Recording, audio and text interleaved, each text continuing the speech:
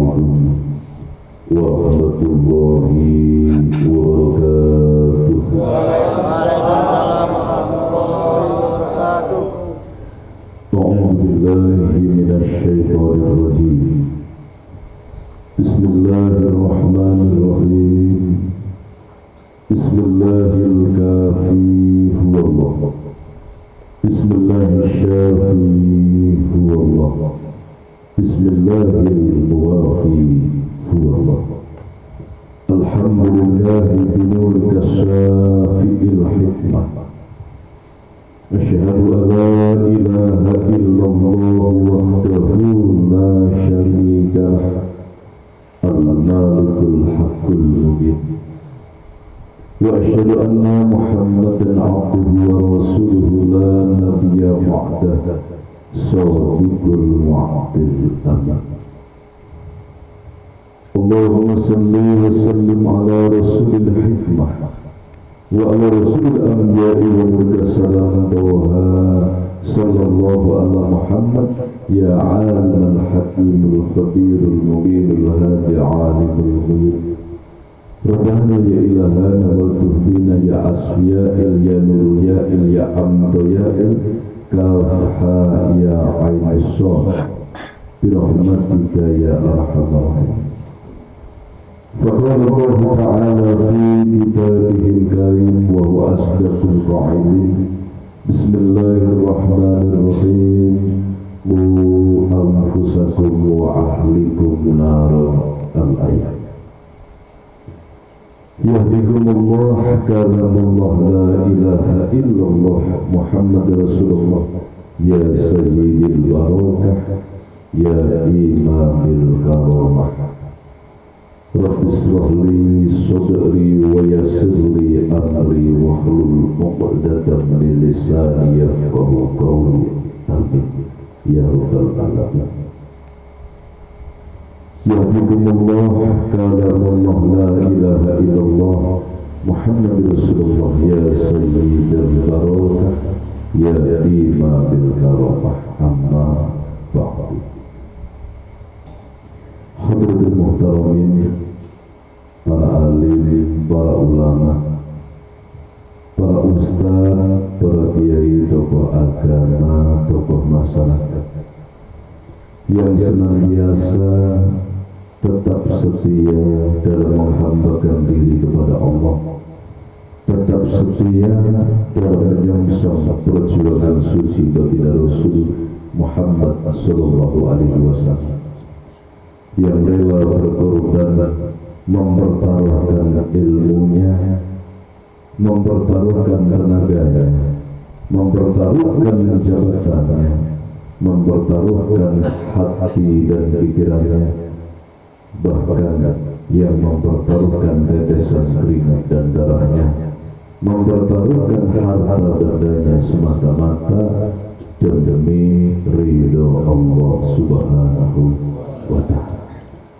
Khususnya mari kita awali mendoakan beliau, orang tua kita, guru kita, pemimpin dan pengasuh kita, beliau Al-Mukarram Bapak Kiai Joko Resan beserta Ibu, dan juga yang guru kita Syekh Maulana Kakang Gusti yang Haji Muhammad Nur Ghazali Syekhul Islam. Semoga senantiasa dimakamkan di pangkuan sucinya Allah Subhanahu wa Ta'ala, dimuliakan dan dibahagiakan selama, disukseskan perjuangan putra putri beliau, disatukan mudah jamaah beliau, dan digabungkan ruh rasa kita dengan bid'ah kudus beliau. Amin Allahumma amin. Al-Fatihah. A'udzu billahi minasyaitonir rajim. Bismillahirrahmanirrahim. Alhamdulillahi rabbil alamin. Ar-Rahmanir Rahim. Maliki yaumiddin. Iyyaka na'budu wa iyyaka nasta'in. Ihdinas siratal mustaqim. Siratal ladzina an'amta 'alaihim ghairil maghdubi 'alaihim waladdallin.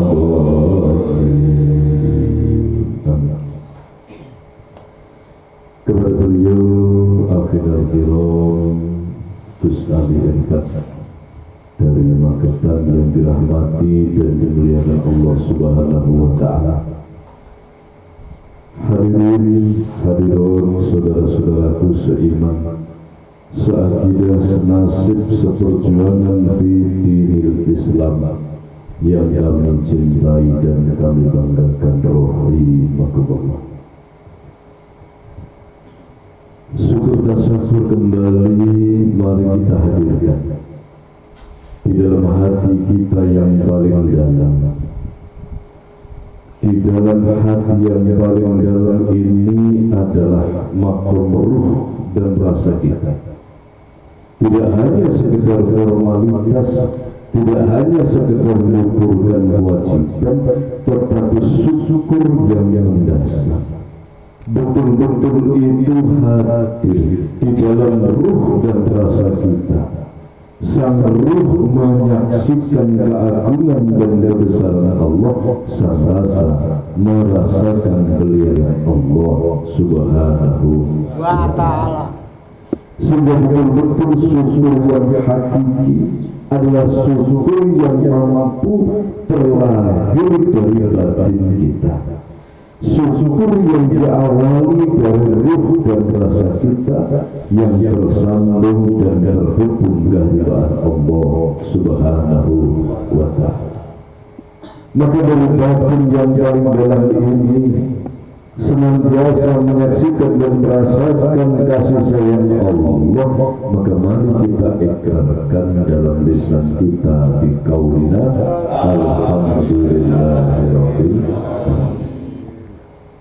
Setelah kita ikrarkan, mari kita wujudkan dalam langkah, dalam perbuatan kita, yaitu takwa kepada Allah Subhanahu wa Ta'ala, yaitu patuh kepada Allah Subhanahu wa Ta'ala, sehingga betul-betul kesadaran ini tidak hilang. Kerendahan apapun tidak menjadikan terhalang kesadaran yang hakiki bahwa hidup ini adalah penghambaan kepada Allah Subhanahu wa Ta'ala. Hidup ini adalah pengabdian kepada Allah. Di dunia ini hanya sementara, bahwa kita adalah milik Allah dan akan kembali ke Subhanahu wa Ta'ala. Semoga kita, keluarga kita, keturunan kita termasuk dalam golongan hamba-hamba Allah yang ahli bersyukur. Amin. Allahumma. Selawat beserta salam kembali mari kita haturkan, kita sanjungkan kehadiran baginda Rasul Muhammad sallallahu alaihi wasallam. Apa yang akan kita sanjungkan atau kita perjunjukkan kepada Rasul, apa yang akan kita sampaikan, kita haturkan kepada Rasulullah Muhammad sallallahu alaihi wasallam adalah sholawat dan salam. Tentunya tidak hanya ucapan sholawat dan salamnya, tidak hanya diucapkan. Ucapan ini untuk membangkitkan gairah, membangkitkan semangat dan tekad yang akan kita haturkan kehargaan baginda Rasul Muhammad sallallahu alaihi wasallam adalah hasil dari kehidupan kita. Kita sebagai umat Rasulullah sudah diberikan contoh, sudah diberikan tuntunan, yaitu bagaimana menjaga hati ini tetap murni, tetap suci, tetap bersih, dan betul-betul berjuang agar akhlak ini bermanfaat atau akhlakul karimah yang membawa kemanfaatan bagi orang lain. Amin. Allahumma amin. Inilah yang akan kita haturkan kehadiran baginda Rasul. Bukan hanya ucapannya, bukan hanya lantunannya, tapi buktinya ini ya Rasulullah, hatiku yang aku perjuangkan semata-mata hanya menghamba kepada Allah, dan perilakuku yang aku perjuangkan semata-mata membawa kemanfaatan khairun nas, al-manfa'uhum linnas. Allah, semoga kita, keluarga kita, keturunan kita ditolong oleh Allah Subhanahu wa Ta'ala mampu mewujudkan apa yang jadi isi daripada sholawat dan salam. Amin. Allahumma amin. Hadirin saudara yang dimuliakan Allah Subhanahu wa Ta'ala, malam ini adalah malam pembukaan pengajian lapangan Majelis Taklim At-Tadbir Kaliaren kali anggota rumah. Maka tentunya setelah kita buka di malam ini, maka pengajian kita akan berjalan sebagaimana yang telah kita jalankan bersama. Di depan sudah disampaikan oleh beliau Akhirul Kiram Gus Ali Irfan bahwa pentingnya kita introspeksi diri, pentingnya kita itu mengevaluasi sebagai bekal modal untuk memperbaiki diri. Maka walaupun di malam ini sudah masuk bulan April, sudah tentang bulan Syawal, tetapi dalam pembukaan itu Syawal itu adalah untuk meningkatkan kurikulum baru dalam kehidupan, untuk meningkatkan kualitas kita sebagai hamba Allah, kualitas kita sebagai umat Rasulullah.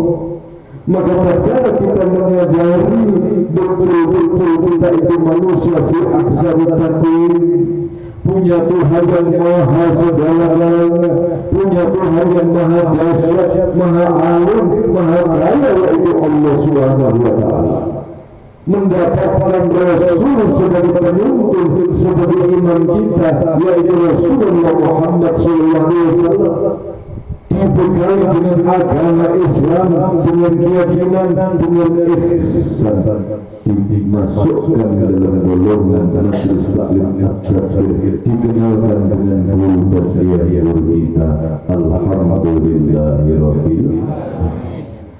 Tuhan kita sangat sempurna, Rasulullah itu sangat istimewa, guru dan yang guru kita luar biasa, agama yang kita pun agama yang sempurna, kitab yang suci yang sempurna. Lalu bagaimana? Sudah sampai di manakah kita dalam menjalankan al-is? Sudah sampai manakah langkah kita sebagai hamba Allah, sebagai umat Rasulullah, sebagai keluarga besar At-Tadbir Kaliaren? Maka di bulan Syawal yang sudah kita lalui, kita mengawali meningkatkan kualitas dan kuantitasnya. Maka yang perlu dibenahi adalah Allah daripada kehidupan kita, yang perlu kita benahi adalah etikat kita, yang perlu kita benahi adalah adab kita kepada Allah Subhanahu wa Ta'ala, yang perlu kita benahi adalah batin kita, rasa kita, sudahkah senantiasa terhubung dengan Allah Subhanahu wa Ta'ala. Sudah masih dijalankan, puasa masih dijalankan, zikir masih dijalankan, sudahkah semuanya itu menjadikan terhubung kembali hidup kita, batin kita dengan Allah Subhanahu wa Ta'ala? Mulailah kita berhidup, momentum daripada pembukaan ini, mari kita berhidup dalam sehari itu 24 jam. Berapa kali kita ingat kepada Allah, berapa kali kita lupa kepada Allah Subhanahu wa Ta'ala. Ingat di sini tidak hanya ingat secara dohir, ingat secara akal, ingat di sini artinya sadar. Orang yang berbuat jahat karena dia tidak sadar, orang yang menyakiti orang lain karena dia tidak sadar, orang yang mengambil hak orang lain dia tidak sadar, walaupun akalnya, ucapannya sadar, tapi bukti perilakunya ini mewujudkan hati yang tidak sadar. Maka zikrullah adalah kesadaran hakiki kehadiran Allah Subhanahu wa Ta'ala. Sadar bahwa ini adalah penghambaan, sadar bahwa kita ini milik Allah dan akan kembali kepada Allah, sadar bahwa dunia ini adalah sementara, dunia ini adalah menipu, dunia ini adalah sawaran dan akhirat, di mana kita di dunia seperti mandir-mandir yang tentunya akan kembali ke hadirat Allah Subhanahu wa Ta'ala. Ini sadar, kalau sadar yakin kita akan iman, kita akan menjaga hati ini tetap bersih, hati ini bagaimana tetap murni, rasanya tetap bersih, sebab kendaraan batin menuju Allah adalah rasa yang bersih. Kendaraan rohani kita menuju Allah itu rasa yang bersih. Kendaraan mendekat kepada Allah itu rasa yang bersih. Sudahkah setiap saat kita mampu menjaga kebersihan, kesucian di dalam rasa?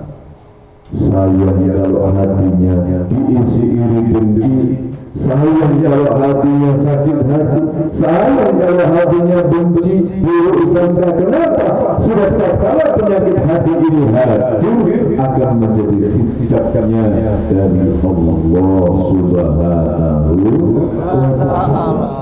Maka tatkala kita menghadapi orang yang berbuat tidak baik kepada kita, tidak menjadikan ketidakbaikan ini meracuni hati kita. Seberapa besar Abu Jahal, Abu Lahab yang senantiasa memerangi perjuangan Islam, mengganggu baginda Rasul dan berjuang, tidak menjadikan Rasulullah berhati tidak baik, tetap hatinya murni, hatinya bersih, hatinya suci. Alhamdulillah. Sungguh yang dimuliakan Allah, ini tentunya yang harus kita jaga kembali, yang sudah semakin langka, yang sudah semakin sulit manusia menemukan titik kesadaran dalam dirinya. Kesadaran siapa Allah, siapa diri kita, kesadaran kita ini di planet bumi, di alam dunia itu untuk apa? Pagi hari sadar, siang hari kita lupa. Siang hari sadar, sore hari kita lupa. Sore hari barangkali sadar, malam hari kita lupa. Yang menjadikan kehidupan kita ini putus nyambung dengan Allah Subhanahu wa Ta'ala. Maka perjuangan awal itu menjaga kesadaran ini. Bangun tidur sudah kita haturkan terima kasih. Di pagi hari dikoreksi, masihkah kesadaran ini ada? Siang hari waktunya panas, waktunya cacat, masihkah ada asma Allah dalam jiwanya? Sore hari masihkah ada Allah dalam hatinya? Malam hari dikontrol kembali, sering mengontrol angannya agar senantiasa menuju Allah Subhanahu wa Ta'ala. Manusia di akhir zaman sholatnya tetap jalan, zikirnya lisan tetap jalan. Manusia di akhir zaman tetap melakukan ritual ibadah, tetapi tidak memperhatikan arah angannya kemana, tidak memperhatikan angannya ini kemana. Masihkah Allah menjadi tujuan hidupnya? Sepertinya seakan-akan masih berjuang, tetapi tumbuhan daripada perjuangannya adalah dunia. Yang menjadi angannya harta dan benda, yang menjadi angannya adalah egonya, yang menjadi angannya adalah syahwatnya. Bergeser dalam batin, tidak disadari. Na'udzubillah. Maka mari kita menyadari agar angan ini menuju kepada Allah Subhanahu wa Ta'ala. sebagai seorang petani, pedagang, pegawai apapun kesibukan kita di muka bumi, maka hati ini jangan sampai terputus dari Allah Subhanahu wa ta'ala. Bangun tidur, pasang tekad, jaga hubungan dengan Allah dengan bersyukur, berterima kasih. Kita mau bekerja, hadirkan Allah, libatkan Allah. Kita sedang dalam perjalanan, libatkan Allah. Makan minum, libatkan Allah. Kita sedang bersilaturahmi, libatkan Allah Subhanahu wa ta'ala. Hatinya senantiasa terpaut kehadiran Allah Subhanahu wa ta'ala. Maka ini yang disampaikan oleh beliau sekali Irfan di depan. Allah itu menyaksikan hatimu, menyaksikan batinmu. Kalau kita menerima cacian, yang satu menerima cacian, yang satu menerima sanjungan, ini di hadapan Allah nilainya masih sama. Yang satu membuka kitab kuning, yang satu membuka buku umum, ini masih sama. Yang satu punya duit, yang satu tidak punya duit, yang satu punya harta yang melimpah, yang satu mungkin sehari makan sehari tidak. Di hadapan Allah pada fase ini masih sama, belum ada nilainya. Ini menjadi bernilai kalau menjadikan kita terhubung dengan frekuensi keagungan dan kebesaran Allah. Kita menerima nikmat yang besar, terhubung hadir syukur kepada Allah. Ini baru ada nilai. Mungkin kita mengalami sehari makan sehari tidak, mengalami kehidupan yang sederhana, tapi tetap fokus dalam penghambaan, tetap sabar dan tawakal, tidak mengurangi sikapnya kepada Allah, tetap Allahu Akbar, tidak lupa. Ini baru ada nilai-nilainya. Nilai ini akan disematkan apapun itu, apapun kondisi zahir dunia kita. Kalau itu menjadikan kita ingat kepada Allah, kalau itu menjadikan hadir kesadaran, kesaksian dan terhubung dengan kehadiran Allah Subhanahu wa ta'ala. Cacian itu bisa lebih mulia karena dengan kita dicaci saudara kita, menjadikan kita ini ingat kepada Allah Subhanahu wa ta'ala. Barangkali dengan disanjung menjadikan terblokir batin kita, menjadikan terhijab jiwa kita dari keagungan Allah, maka cacian lebih mulia daripada sanjungan. Kalau kita menerima harta melimpah, menjadikan kita jumawa, menjadikan kita lupa diri, kesadarannya hilang. Sedangkan tatkala kita hidupnya sederhana, tetapi dia mampu menjaga hubungan dengan langit. Telinga batinnya masih mampu mendengarkan kanzul arus. Mata batinnya masih mampu menyaksikan keagungan dan kebesaran Allah Subhanahu wa ta'ala. Lisan hatinya mampu memanggil asma Allah. Ini adalah kondisi yang paling baik. Apapun itu bungkusnya, kalau masih sama-sama, ini belum ada nilainya di hadapan Allah Subhanahu wa ta'ala. Yang satu membanggakan ilmunya, faham hukum-hukum Islam, hafal hadis-hadis dari baginda Rasul. Yang satu dia membaca buku tentang arsitek, cara membuat gedung tingkat 27. Kalau masih sama-sama membaca, kalau masih sama-sama mempelajari, kalau masih sama-sama menghafal, kalau masih sama-sama menerangkan, ini di hadapan Allah tingkatannya adalah sama. Kenapa sama? Sebab belum ada bukti pergerakan. Tapi kalau membaca bagaimana cara membangun tingkat 27, menjadikan dia mampu bergerak, menjadikan dia mampu membawa manfaat, menjadikan dia mampu ingat kepada Allah. Sedangkan dengan membaca hukum-hukum daripada Islam menjadikan dia sombong dan merasa hebat, merasa suci, maka buku tentang arsitek bangunan ini lebih mulia di hadapan Allah Subhanahu wa Ta'ala. Ini kenapa dalam filsafat Jawa, pitutur Jawa itu jangan pernah menyepelekan orang lain. Kita nggak tahu dalamnya samudra bisa diukur, dalamnya hati manusia itu rahasia Allah Subhanahu wa Ta'ala. Kelihatannya adalah menjual tentang Jawa, tapi hatinya berpikir sedalam zikirnya orang-orang yang memuja-muji Allah. Bisa jadi kelihatannya tiap hari pakai sorban, tapi hatinya buntu, hatinya bisu, matanya menjadi mata yang tidak mampu melihat. Seandainya sumum bukmun umil fahmaya layu surut, maka jualan benar lebih mulia di hadapan Allah Subhanahu wa Ta'ala. Ini contoh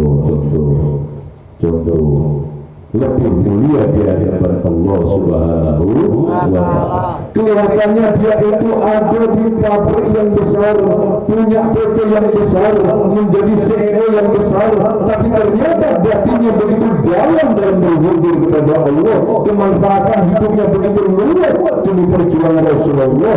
Ini lebih mulia daripada orang-orang yang kelihatannya tiap hari pegang tasbih, tapi hatinya tidak ada suara memanggil-manggil Allah Subhanahu wa Ta'ala. Belum tentu yang pakai surga ini adalah orang yang mulia, belum tentu yang pakai dasi ini orang yang dihinakan, belum tentu. Semua adalah rahasia Allah Subhanahu wa Ta'ala. Allah menyaksikan hati kita, bukan bajunya, bukan ucapannya, bukan pekerjaannya. Sehingga standar di dalam kemuliaan di hadapan Allah adalah Bismillahirrahmanirrahim.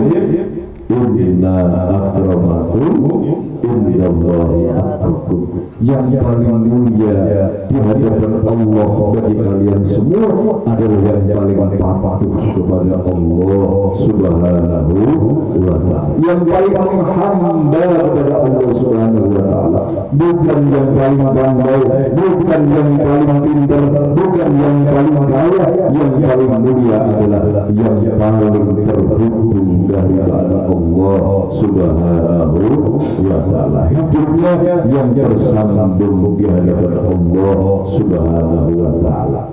Untuk ukuran manusia, semesta khairin nas anfa'uhum linnas. Sebaik-baiknya manusia adalah yang membawa kemanfaatan bagi manusia lain, yang membawa manfaat dalam kehidupannya. Maka mari kita membuka diri. Jangan sampai hidup ini hanya manfaat untuk diri kita sendiri, tetapi sisakan kemanfaatan ini untuk perjuangan Rasul, sisakan kemanfaatan hidup kita untuk manusia yang lain. Inilah ciri-ciri insan kamil, inilah ciri-ciri hamba Allah dan umat Rasulullah Muhammad sallallahu alaihi wasallam. Saudaraku seiman, seakidah yang dimuliakan Allah Subhanahu wa Ta'ala, maka menemukan kesadaran ini dibutuhkan perjuangan. Seringkali manusia itu melihat dunia, melihat harta benda, melihat duniawi seisinya, menjadikan hatinya lalai dalam menyaksikan keagungan dan kebesaran Allah Subhanahu wa Ta'ala. Maka inilah perjuangan hakiki, inilah perjuangan sejati, bagaimana menjaga hati ini tetap online, tetap terhubung kehadiran Allah Subhanahu wa Ta'ala. Dan kita harus tahu harus sadar yang menjadikan putus sinyal itu adalah kesombongan, yang menjadikan putus sinyal itu adalah iri dengki, adalah sakit hati, adalah kemalasan, adalah kekafiran. Segala sesuatu, segala sifat-sifat buruk, penyakit-penyakit hati ini yang menjadikan kita terhijab dari Allah Subhanahu. Sehebat apapun dia, muridnya ribuan, titelnya tinggi, harta melimpah, tapi dia masih menyimpan kebencian, masih menyimpan kekecewaan, masih menyimpan buruk sangka, masih menyimpan iri dengki, masih menyimpan sakit hati, masih menyimpan dendam kesumat dalam dirinya, maka dia akan bermasalah dalam berhubungan dengan Allah. Dia tidak akan mampu sholat khusyuk, dia tidak akan mampu bernafas dengan ketenangan jiwa. Tarikan dan hembusan nafasnya justru menyesakkan kehidupannya. Na'udzubillah min dzalik. Maka mulai dari saat ini lepaskanlah segala sesuatu yang justru menjadikan kita berhalang, yang menjadikan kita ini terhijab dari Allah Subhanahu wa ta'ala, dan jalankan segala sesuatu yang menjadikan kita semakin dekat dengan Allah Subhanahu wa ta'ala. Maka dalam pengajian kita bergabung dengan majelis taklim at-tadzkir kalian 1 sampai 2 tahun itu kita sedang belajar memahami apa tujuan daripada at-tadzkir kalian. 2 tahun kita kenal dengan guru kita, itu akan hadir pengertian-pengertian dalam kehidupan kita. 2 tahun ini kurikulumnya adalah untuk memahamkan, untuk memasukkan pengertian-pengertian tentang ketauhidan, tentang ibadah dan amal soleh. Itu 2 tahun waktunya. Setelah kita gabung masuk tahun ketiga, itu adalah pembuktian. Apakah cuma pengertian saja, ataukah mau berjuang di jalan Allah Subhanahu. Tahun ketiga keempat ini pembuktian. Tahun ketiga keempat ini Allah menyaksikan apakah niat berjuang atau tidak. Kalau niat berjuang, tahun ketiga keempat mulai merintis bangun malam, ikhlas mandi malam, ikhlas hadir di lapangan, ikhlas hadir silaturahim. Ada gebrakan-gebrakan, ada langkah-langkah positif yang membuktikan bahwa dia butuh Allah Subhanahu wa ta'ala, bahwa dia itu memang sungguh-sungguh ingin kembali kepada Allah. Ini tahun kedua, ketiga, tahun ketiga, keempat. Ada pengorbanan, capek ngantuk, ini jadwal ngaji dia akan tetap hadir seperti yang disampaikan akhirnya al Ustaz Bapak Priyanto di depan. Apapun yang terjadi, ini mahalnya, ini masalahnya. Apapun yang terjadi, walau krisis, walau bensin tinggal 4 liter, walaupun apapun yang terjadi, aku akan tetap berangkat ngaji, aku akan tetap beribadah. Malam ini hatiku tergerak untuk mandi malam, ya Allah, aku akan tetap mandi malam. Walaupun dingin, aku ikhlas karenamu, ya Allah. Ada amalun soleh, ada pengorbanan. Oh, saya punya tenaga, akan aku curahkan tenagaku untuk program perjuangan Rasulullah. Oh, aku punya ilmu, akan aku curahkan ilmu ini, akan aku hadirkan pemikiranku, akan aku hadirkan doa-doaku. Aku punya harta, akan aku bawa harta ini untuk kembali kehadiran Allah Subhanahu wa ta'ala. Hartanya dipertaruhkan, jabatannya, kemanfaatannya dipertaruhkan untuk perjuangan. Tenaganya pun hadir untuk perjuangan, waktunya untuk perjuangan. ini di tahun ketiga keempat akan disaksikan Allah Subhanahu wa Ta'ala. Kalau tidak ada pergerakan dalam ibadah dan amal solehnya, itu akan masuk dalam golongan jargoni. Golongan iso ngajar, orang iso ngakoni, iso cerita, orang iso cuci, ngopo akan berat langkahnya. 2 tahun pengertian sudah diberikan, tahun ketiga keempat waktunya berjuang, dia tidak berjuang, dia tidak berkorban, bangun malam, sholat malam susah, hadir di pengajian susah, ada program tenaganya susah, pikirannya susah, pengertiannya susah untuk berjuang, maka dia akan disusahkan oleh Allah tentang urusan dunianya. Na'udzubillah min dzalik. Maka banyak yang terjadi di akhir zaman itu seperti kehabisan bahan bakar. Setelah 2 tahun digelar pengertian, dijelaskan sejelas-jelasnya, tapi dia tidak bergerak untuk ibadah dan amal soleh, yang terjadi seperti yang disampaikan di depan, kehabisan bahan bakar. Motor mobil kalau entekan bahan bakar akan mandek, denger.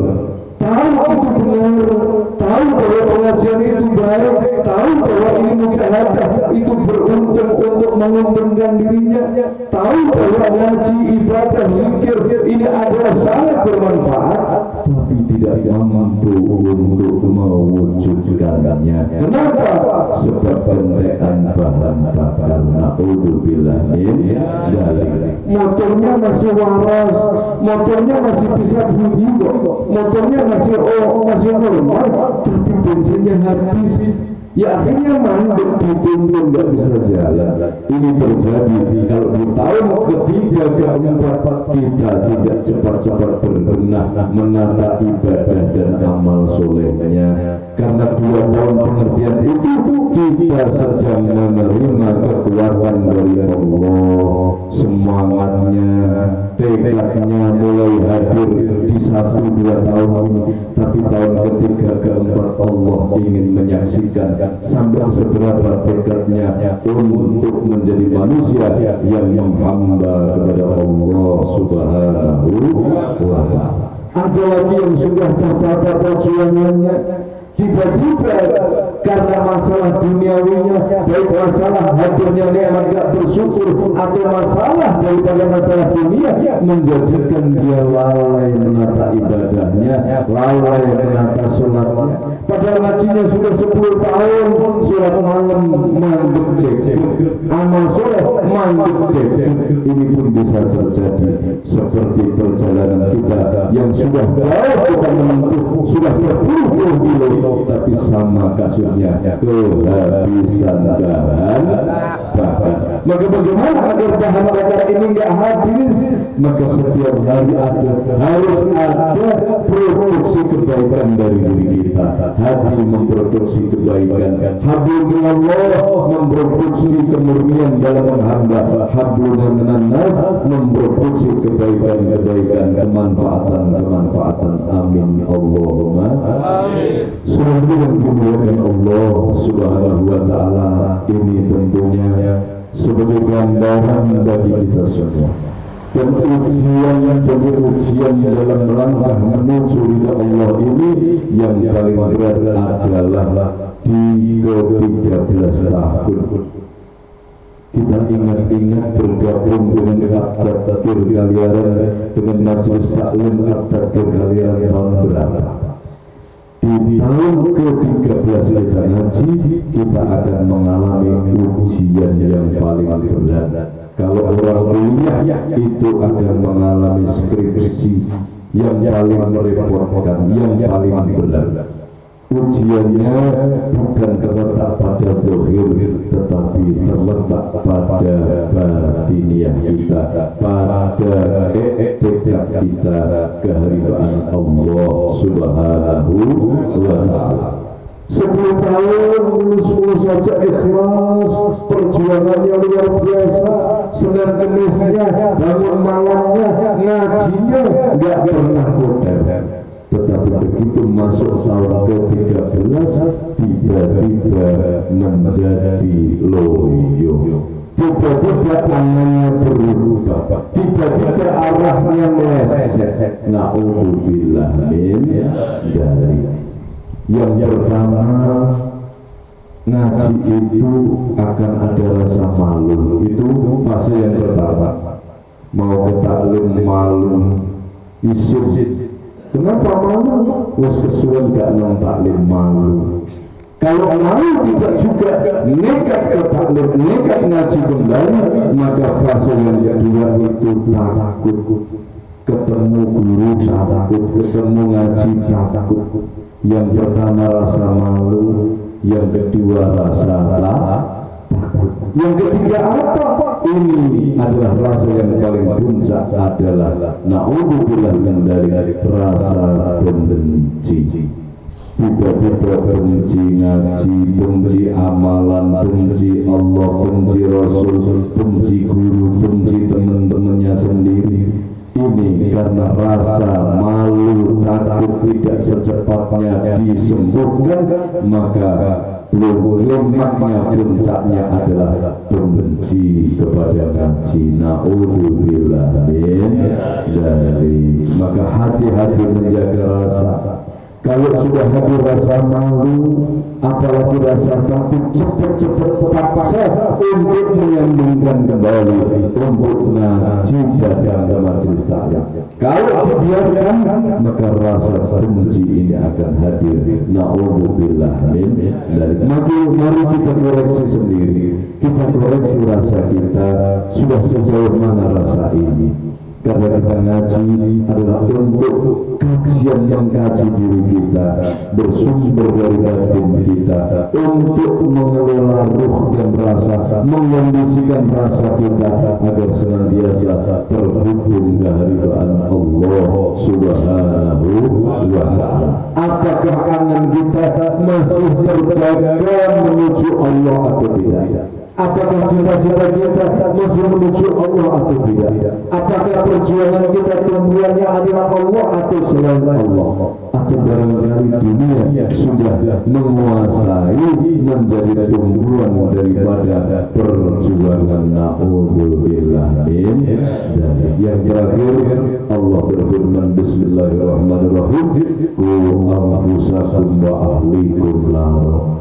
Jagalah dirimu dan keluargamu dari api neraka. Bukti kalau kita sayang kepada anak dan istri, sayang kepada keluarga, maka jangan biarkan keluarga kita tidak mengenal asma Allah Subhanahu wa Ta'ala.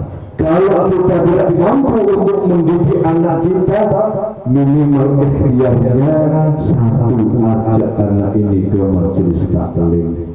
Doakan agar ini hatinya dibimbing oleh Allah Subhanahu wa Ta'ala. Ajak istri kita untuk ke majelis taklim, ajak orang tua, mertua, kakak, adik, tetangga, saudara, keluarga kita untuk mengenal ibadah dengan kita ajak ke majelis taklim. Ini ikhtiar kita. Karena kita akan dimintai pertanggungjawaban.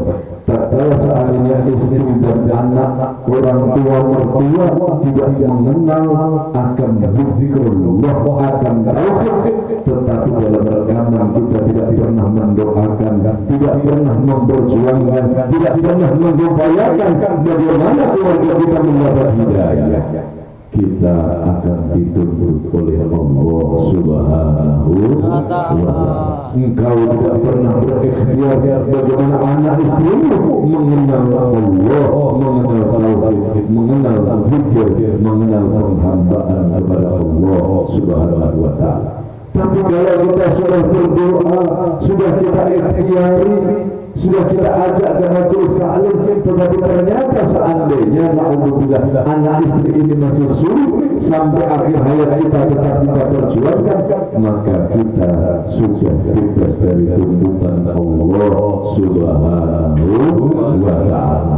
sudah diperjuangkan, sudah diikhtiari, sudah diupayakan, maka kita terbebas dari tuntutan. Tapi kalau belum, maka kita akan mendapatkan hukuman, mendapatkan pasal hukuman atas kelalaian kita. Na'udzubillah min dzalik. Ya Allah, tolong ya Allah, bukakan hati istriku, bukakan hati anak-anakku, bukakan hati menantuku, bukakan hati cucu-cucuku ya Allah, agar dia ringan, agar dia mampu kami ajak untuk ngaji, untuk menghamba kepadamu. Amin Allahumma amin.